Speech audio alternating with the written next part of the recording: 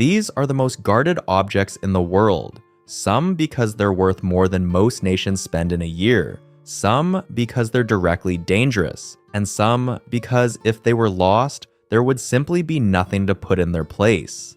I'm going to count down the 10 most guarded objects, starting with number 10. Starting with number 10, the Hope Diamond, Washington, D.C. The Hope Diamond is a 45.5 carat deep blue diamond, and it sits in the Harry Winston Gallery at the Smithsonian's National Museum of Natural History under a rotating glass dome in Washington, D.C. It's roughly the size of a walnut. Not enormous, but in that particular shade of steel blue, almost gray in certain light, almost violet in others, it draws around 7 million visitors a year, making it one of the most viewed physical objects on Earth. The stone was almost certainly mined in India, somewhere in the Golconda region, probably in the 17th century. It made its way to France, where King Louis XIV bought it from a merchant named Jean-Baptiste Tavernier in 1668.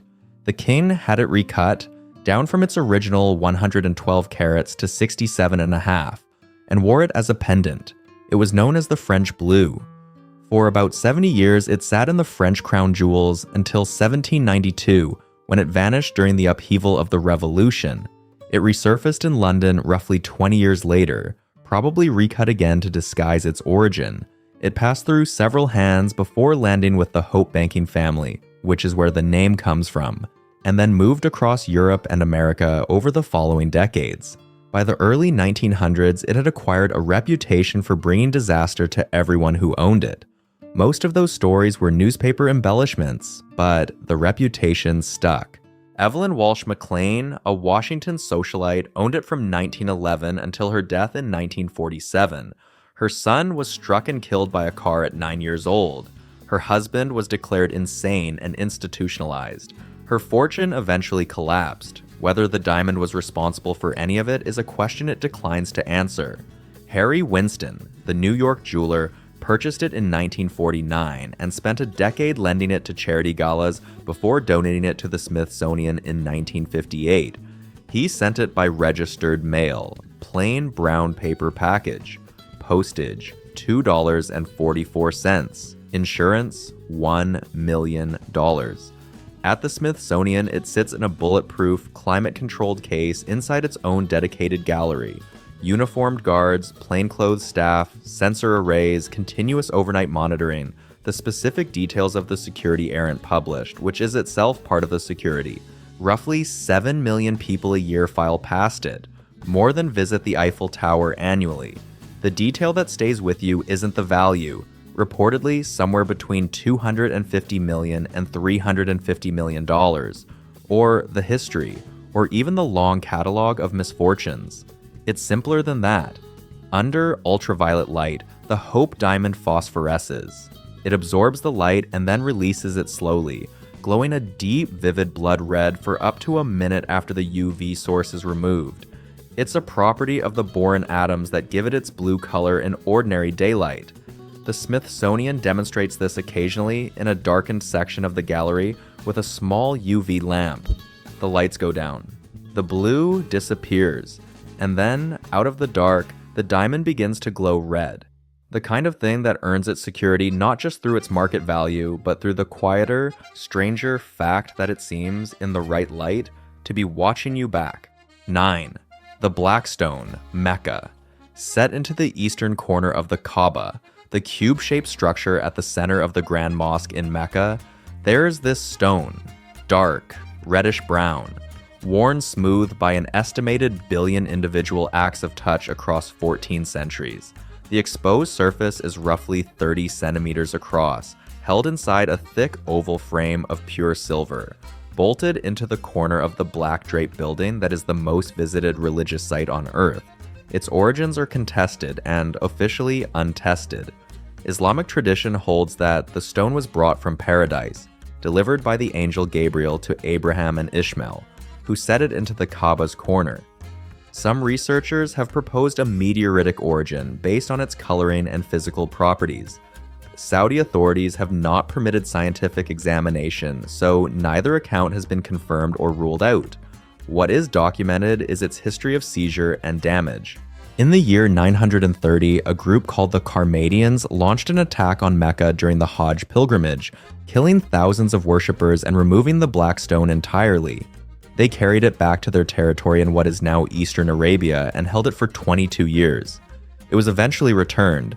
Accounts suggest a ransom was involved, but it came back shattered. The stone now exists as approximately 15 fragments of varying sizes, bound together with a black resin compound inside the silver frame. That frame itself has been replaced and repaired multiple times since. During Hajj, the annual pilgrimage that draws around 2 million people to Mecca over 5 days, one of the central rituals is the tawaf, 7 counterclockwise circuits of the Kaaba. Touching or kissing the black stone during the circuit is considered highly meritorious in Islamic tradition, which means that at peak Hajj, enormous numbers of people are attempting to reach a single point on one corner of a building surrounded by millions of circling pilgrims. The resulting crowd pressure is serious. People have been injured and killed in crush incidents near the Kaaba over the decades. Saudi authorities now deploy thousands of security personnel specifically for crowd management in and around the mosque, using physical barriers, timed access corridors, and aerial monitoring to control the flow. Outside of Hajj, there's a permanent guard stationed beside the stone during visiting hours. But the broader security architecture begins well outside the mosque itself. Non-Muslims are not permitted to enter Mecca at all. There are checkpoints on every major road into the city.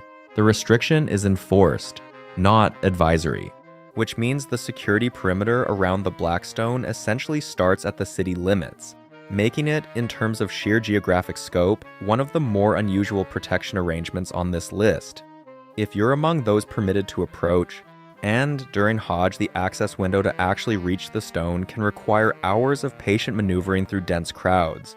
What you find is a dark, worn surface in a silver frame at roughly shoulder height set into the corner of a black draped building in the center of an enormous open-air mosque. Around you, 2 million people in white, circling counterclockwise. Around 180,000 security personnel are deployed across Mecca and the surrounding area during Hajj. Helicopters, crowd analytics, physical cordons, rapid response teams, all of it organized around protecting the pilgrims, protecting the site, and protecting one small, dark, polished stone in a silver frame. The security around it has scaled dramatically since 930. The stone, for its part, is essentially unchanged. Same fragments, same silver, same corner. 8. Wherever the president is, it's there too. Wherever the president of the United States happens to be, the Oval Office, a foreign capital, a golf course, the back of a motorcade at 2 a.m, there is a military aide nearby, in uniform, carrying a black leather satchel. Not a diplomatic bag, not a briefcase full of paperwork. The bag contains the administrative tools to authorize a nuclear strike. It goes everywhere the president goes, 24 hours a day, 365 days a year, without exception. It has done so without interruption since the early years of the Kennedy administration. The bag's official name is the Presidential Emergency Satchel. It's more commonly known as the nuclear football. The nickname's origin is debated, but it dates to the early Cold War era. The bag itself is a black leather carrier weighing roughly 45 pounds, built around an aluminum interior frame, heavier than it looks from a distance. The kind of thing that would draw no particular attention in an airport terminal. What's inside has been described in varying levels of detail by former officials and investigative journalists over the decades. The core element is a binder containing nuclear strike options, a menu, essentially, of packages ranging from limited, targeted strikes to large-scale exchanges. There's a laminated card carrying personal identification codes referred to informally as the biscuit, which the president uses to authenticate their identity before any launch order can be processed through the chain of command. There is also a description of secure emergency relocation sites and a manual covering communication protocols for reaching the National Military Command Center. The aide who carries the bag is a commissioned military officer, drawn from one of the 5 branches of the armed services on a rotating assignment. They're competitively selected, hold the highest security clearances, and receive dedicated training for this specific role. At any given moment, one of them is positioned within arm's reach of the president, on Air Force One, standing near a podium at a press conference, in the hallway outside a foreign head of state's office, waiting outside a restaurant while the president has dinner. The aide doesn't sit at the table. They stand nearby, holding the bag. When the president sleeps, the aide is posted close. Well, reportedly. What makes the football unusual as a security object is that it isn't guarded in any conventional sense. No vault, no alarm, no steel-reinforced room. The security is physical proximity and procedural control. The aide is the security. The authentication codes and the communications architecture are the locks. The bag is just the carrier. There are documented moments where the system has faced stress. When President Reagan was shot in March of 1981 and taken to George Washington University Hospital, there was reported confusion about the football's precise location and the chain of command during the chaotic first hours. No procedures failed, but the episode made clear how dependent the whole system is on people being exactly where they're supposed to be.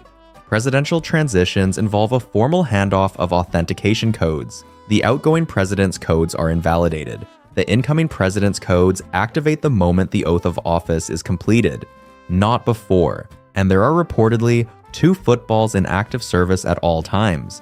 One accompanies the president, a second accompanies the vice president, who would need the same authorization capability in the event the president were killed or incapacitated. 2 bags, 2 aides, 2 sets of continuously updated codes, moving through the world simultaneously, every hour of every day. The administrative tools to authorize the end of civilization, carried in a black leather bag by a person in uniform who mostly just stands nearby and waits. At number 7, the formula nobody can confirm. So, somewhere in downtown Atlanta, inside a purpose-built steel vault in the World of Coca-Cola Museum, there's a single sheet of paper. Reportedly. The vault sits behind a steel door, surrounded by sensors embedded in a structure designed partly to be looked at. There's a viewing area where visitors can stand a few feet from the vault door and have their photo taken. What's behind it, supposedly, is the original handwritten formula for Coca-Cola. The recipe, written down in 1919, give or take. The drink itself dates to 1886, invented by a pharmacist named John Pemberton in Atlanta. The formula changed hands and changed slightly in the early years, but the closely held version, the one the company has guarded for over a century, is the secret combination of flavoring oils and extracts the company calls Merchandise 7X. That's the part nobody outside the inner circle is supposed to know. Here's where it gets genuinely strange as a security story. The recipe wasn't always in a museum. For most of the 20th century, the written formula was reportedly kept in a vault at the Trust Company Bank, later SunTrust, in Atlanta. It sat in that bank vault from 1925 until 2011, when the company moved it, with some ceremony, to the purpose-built vault at the World of Coca-Cola. 86 years in a bank. Then relocated to a tourist attraction. The company has long maintained a piece of internal mythology about the formula. That only 2 executives know it at any given time, that they're never allowed to travel on the same plane, and that each knows only half. Historians and journalists have pointed out that this is almost certainly more marketing than security protocol. The 2 people's separate planes story is great folklore. It's also, by most serious accounts, not literally how it works. The formula is, after all, written down. It's in the vault. And the secret isn't really unbreakable in a technical sense. In 2013, a public radio program reported it had found what appeared to be the recipe in an old newspaper from 1979. Independent chemists have analyzed Coca-Cola and reverse-engineered approximations for decades. The exact proportions and processing details are genuinely proprietary, but the idea that the formula is some uncrackable cryptographic mystery is part of the story the company tells, not a law of chemistry, which is the whole point. What's being guarded in that Atlanta vault isn't really a chemical secret that couldn't otherwise be obtained. It's an idea. The mystique of the secret formula has been central to Coca-Cola's marketing since the company first started promoting the vault concept in the early 20th century. The protection and the promotion are the same activity. If you're enjoying the video, drop a like and a comment. It really does help the channel out. So, what's actually there? Behind the steel door in the museum, a vault, lit and displayed with a metal box reportedly holding the handwritten formula inside. Visitors walk a short corridor of Coca-Cola history, old bottles, vintage advertising, the 1880s soda fountain origins, and arrive at the vault as the finale. You can press a button on an interactive panel and watch a theatrical display. You cannot, of course, open the vault. The company sells around 1.9 billion servings of its drinks every day worldwide. The formula behind the flagship product is presented as one of the most valuable trade secrets in commercial history, protected by steel, sensors, and a deliberate refusal to ever confirm exactly what's inside. The Coca-Cola Vault is, in a sense, the most heavily guarded marketing campaign on Earth. A secret kept in plain sight behind a door built specifically so that people would come and look at it. The most contested piece of linen on Earth. Number 6. In Turin Cathedral, in the north of Italy, there's a climate-controlled bulletproof case holding a strip of yellowed linen roughly 14 feet long and 3.5 feet wide. On it, faintly visible in sepia tones, front and back, is the image of a bearded man, apparently of middle age, bearing marks consistent with crucifixion, wounds at the wrists and feet, lacerations across the back, a pattern of puncture marks encircling the head. Whether this is the burial cloth of Jesus of Nazareth, or a medieval forgery of remarkable sophistication, or something else entirely, remains genuinely unresolved. The claw's documented history begins in the mid-14th century in France, where it appeared in the possession of a knight named Geoffroy de Charny around 1355. Where it was before, that is disputed. Some historians connect it to earlier references in historical texts. Others treat 1355 as the hard starting point. It passed through several noble and royal owners before arriving in Turin in 1578, where the House of Savoy had it installed in the royal chapel of the cathedral. It's been there since. In 1532, while the cloth was being kept in Chambéry in what is now France, a fire broke out in the chapel housing it. The silver reliquary casket partially melted in the heat, scorching the linen. Someone broke the lock open with a hammer to retrieve it. The cloth was rescued, then repaired by nuns who sewed triangular patches over the burned sections, subjected along the way to conditions that would give a modern conservator a heart attack. The burn marks and the patches are still clearly visible today. In 1988, samples from one corner of the cloth were sent to 3 independent radiocarbon dating laboratories in Zurich, Oxford, and Tucson, Arizona. All 3 returned results placing the cloth's origin somewhere between 1260 and 1390, firmly medieval. The Catholic Church accepted the results without formally endorsing them as definitive. Critics raised a specific objection, that the samples may have come from a section of the cloth repaired during the medieval period, potentially skewing the date. That challenge has been neither conclusively confirmed nor dismissed. The image itself has no agreed scientific explanation. Chemical analysis has ruled out paint or pigment as the primary image-forming agent. The discoloration affects only the outermost fibers of the linen threads, not penetrating deeper into the weave, which rules out most contact transfer theories. Various hypotheses have circulated for decades, including some involving a brief burst of radiation energy. None has been experimentally replicated using period-accurate materials or methods. The cloth is publicly displayed very rarely. Major viewings in the 20th and 21st centuries number fewer than a dozen, and each draws millions of pilgrims to Turin. Between ostensions, it sits in its case in the royal chapel, in a tightly controlled atmosphere designed to slow the cloth's aging. Armed police maintain a presence in the cathedral. The bulletproof case is engineered to resist both physical attack and environmental fluctuation. What the security is actually protecting against is damage. The shroud is not a practical theft target, not portable in any useful sense, impossible to sell or ransom, but it's fragile in ways a 1400-year-old piece of linen inevitably is, and it carries an image that nobody has been able to reproduce or explain. So what's being guarded, in essence, is a question.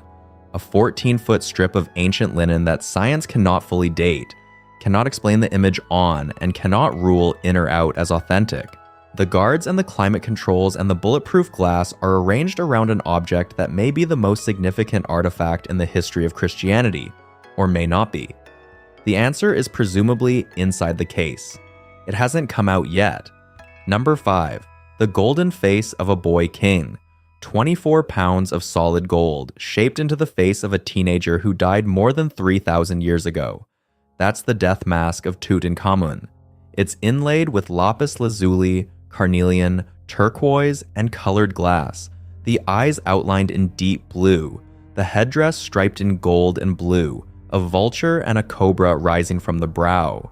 It was made around 1323 BC to cover the face of the mummified pharaoh, and for most of its existence, nobody knew it existed at all. The tomb sat undisturbed in the Valley of the Kings until November of 1922, when the British archaeologist Howard Carter, funded by Lord Carnarvon, found the steps leading down to its sealed entrance.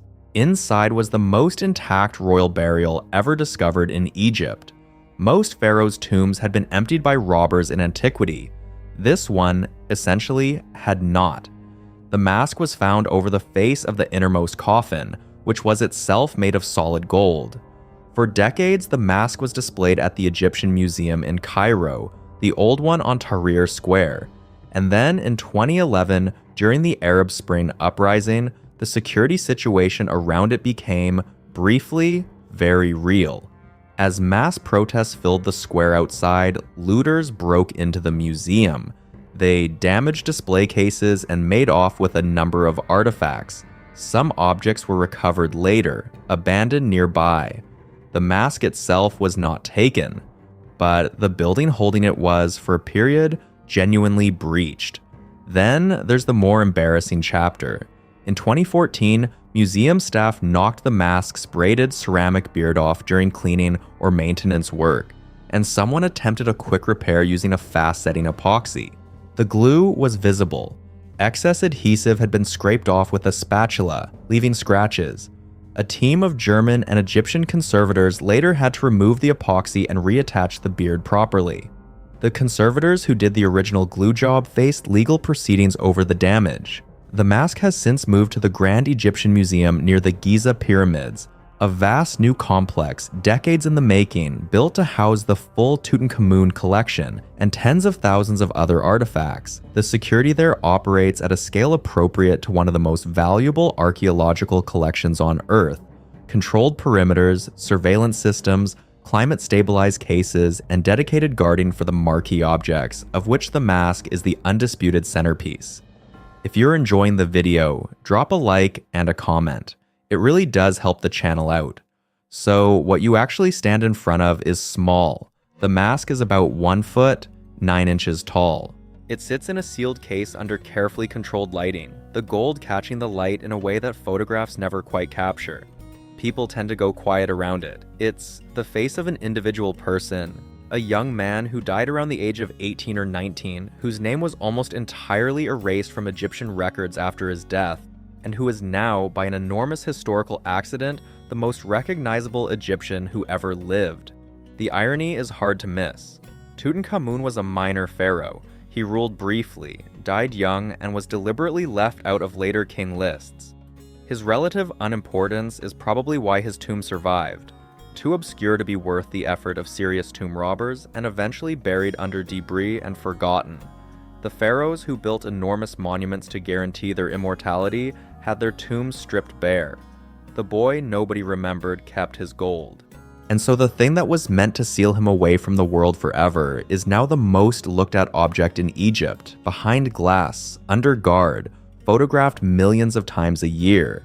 A funeral mask designed to be seen by no living person, ever, on permanent display. 4. The jewels a man once walked out the door with. At the Tower of London, in a building called the Jewel House, there's a collection of more than 140 ceremonial objects encrusted with around 23,000 gemstones, crowns, scepters, orbs, swords, robes, rings. The imperial state crown alone carries nearly 3,000 stones, including a sapphire said to date back to the 11th century, and a massive red spinel called the Black Prince's Ruby. These are the crown jewels of the United Kingdom, and they're still in active use, worn and carried at coronations and state occasions, not retired into history. The collection as it exists today largely postdates 1660. That's because the medieval regalia was almost entirely destroyed. After the English Civil War and the execution of King Charles I, Oliver Cromwell's government had the old crown jewels broken up and melted down, the gold sold, the stones sold off separately. When the monarchy was restored in 1660, a new set had to be made essentially from scratch. So the crowns people line up to see are, in a sense, the second draft. Then there's the heist. In 1671, an Irishman named Colonel Thomas Blood talked his way into the jewel house by befriending the keeper, then returned with accomplices, tied the man up, and tried to walk out with the regalia. He flattened the state crown with a mallet to hide it under his coat. An accomplice stuffed the orb down his trousers. They tried to file the scepter in half because it was too long to conceal. They were caught fleeing the Tower grounds, which, given that they were carrying the crown in a sack, was probably inevitable. And here's the part that defies expectation. King Charles II, rather than executing Blood, summoned him for a personal audience, and then pardoned him, and even granted him land in Ireland and a position at court. Nobody has ever fully explained why. The man who tried to steal the crown got a royal pension. The detail just sits there, unresolved 3.5 centuries later. Since then, the security has gone in exactly one direction. The jewels are now displayed in the jewel house behind layers of reinforced, shatter-resistant glass, monitored continuously by cameras, with the whole site guarded by the Tower's garrison and its ceremonial yeoman warders. Visitors view the most precious pieces from a moving walkway, a travelator that keeps the crowd flowing past and prevents anyone from lingering directly in front of the central display. The vault doors themselves are massive bank-grade steel. The tower is also still technically a working fortress. It's guarded around the clock, and the keys to the whole complex are secured every night in a formal ritual called the Ceremony of the Keys, which has been performed nightly for around 700 years without interruption. Even during the bombing of London in the Second World War, when an incoming raid delayed the ceremony, the officer in charge reportedly wrote an apology, and it was accepted. What you actually see gliding past on the walkway is a row of crowns glowing under tightly controlled light, the Cullinan diamonds among them, cut from the largest gem-quality rough diamond ever found, over 3,000 carats before cutting. The largest cut stone from it, the Cullinan 1, sits in the sovereign's scepter. It weighs around 530 carats. You get maybe a minute in front of it before the walkway carries you on. Around 2.5 to 3 million people pass through the jewel house every year, making it one of the most visited displays of its kind anywhere. And unlike most of the objects on this list, these aren't relics of a closed chapter. They came out for the coronation of King Charles III in 2023. They go back into the vault. They wait for the next one, 3, the parchment that sinks into the floor every night. So, in the rotunda of the National Archives building in Washington, D.C., there's a sheet of parchment, animal skin, prepared and stretched, the way important documents were recorded in the 1700s. On it, in iron gall ink, is the engrossed text of the United States Declaration of Independence, the version signed in 1776. And here's the first surprising thing. You can barely read it. The text has faded badly over 2.5 centuries, to the point where much of the famous handwriting is now ghostly and gray. The fading wasn't gentle aging alone. For decades after it was written, the document was handled, rolled, unrolled, and stored carelessly. At one point in the 1800s, it reportedly hung on a wall opposite a window in direct sunlight for years. It was subjected to conditions that would horrify a modern conservator. There was even a period when a wet transfer copying process was used on it, which may have lifted ink straight off the surface. By the time the document's importance as a physical relic was fully appreciated, much of the damage was already permanent. So the entire modern history of the Declaration is, in a sense, a story of trying to stop further loss of something already half gone. Today, the parchment is sealed inside what's called an encasement. It's a specially engineered case made of titanium and aluminum with a laminated bulletproof glass front. The air inside has been replaced with argon, an inert gas kept at carefully controlled humidity, so the parchment isn't exposed to the oxygen and moisture that would accelerate decay. The encasements were rebuilt in the early 2000s using these specifications. Each one weighs a substantial amount on its own before you add what's underneath. And underneath is the part that sounds like fiction. The Declaration, along with the Constitution and the Bill of Rights, together called the Charters of Freedom, sits on display during the day in the rotunda. But the cases are mounted on a mechanism that can lower them at the end of the day or in an emergency, down into a vault built into the bedrock beneath the building. The documents descend through the floor. The vault below is a reinforced, fireproof, bomb-resistant chamber. The system was originally built around a massive structure weighing many tons. The whole arrangement was designed during the Cold War with the explicit goal of surviving catastrophic attack. The documents drop, the floor seals, and the most important pieces of paper in American history are entombed in protected rock. It's the kind of security normally reserved for a military installation. Except here it's wrapped around words. The actual value of the Declaration isn't in the parchment, which is faded and fragile, or the ink, which is fading further, is in the text, and the text exists in thousands of copies, transcriptions, and printings. You could reproduce the words perfectly tomorrow, but that's not what's being guarded. What's being guarded is the original physical object, the specific sheet of skin that was present in Philadelphia in 1776 that the signers actually put their names to. The thing itself, not the information, the artifact.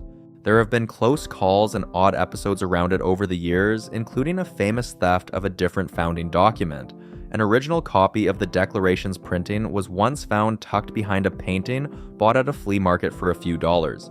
But the engrossed parchment in the archives has been steadily, almost obsessively, protected since it arrived there in the 1950s.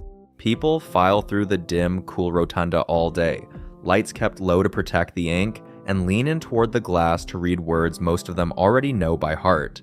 Then, after closing, with no audience at all, the cases quietly descend into the rock.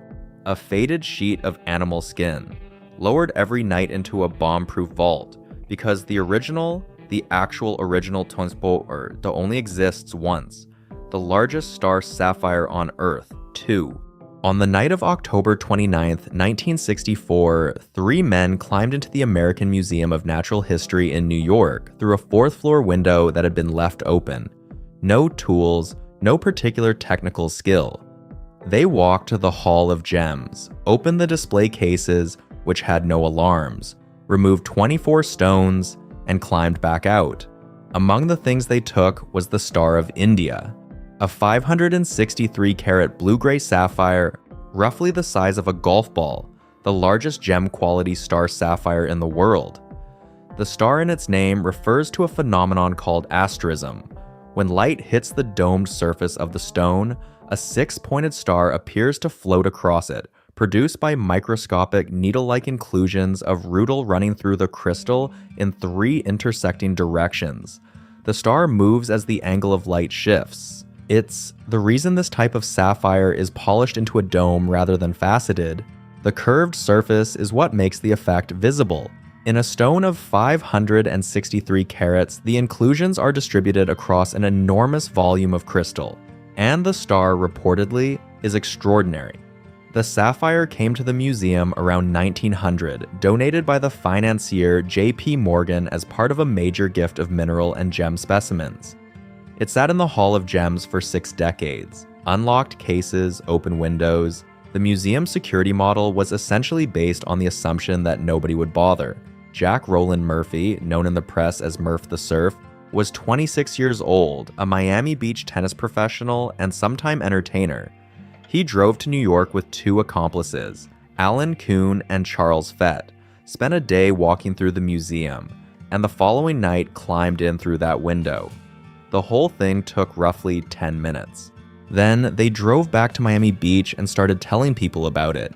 They had been bragging about the heist in Miami Beach bars to near strangers with some of the gems still in their possession, which is really not the hallmark of criminal genius. Within about 48 hours, tips had reached law enforcement, and Murphy and Kuhn were arrested at a Miami apartment.